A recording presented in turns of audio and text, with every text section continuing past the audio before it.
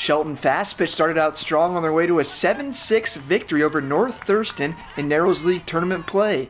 The High Climbers put up 7 runs in the first 3 innings, taking a 7-0 lead. Then North Thurston came fighting back, scoring 6 runs in the 6th inning to narrow the gap. The High Climbers, though, held on in the final inning to take the win and advance the championship game versus Central Kitsap. Natalie Albaugh went the distance for the High Climbers, giving up just 4 hits with 4 strikeouts. LeClaire and Shelton head coach Kim Goldsby are ready for the challenge of Central Kitsap and facing their star pitcher, Hope Lawrence. Really, our hitters just need to sit on her changeup because that's really what gets us. We can hit off any other team, but we know Hope and we know that she's got the change and it throws us off.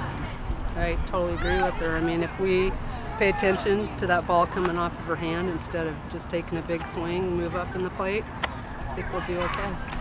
For Fiber One Sports, I'm Sean Wells.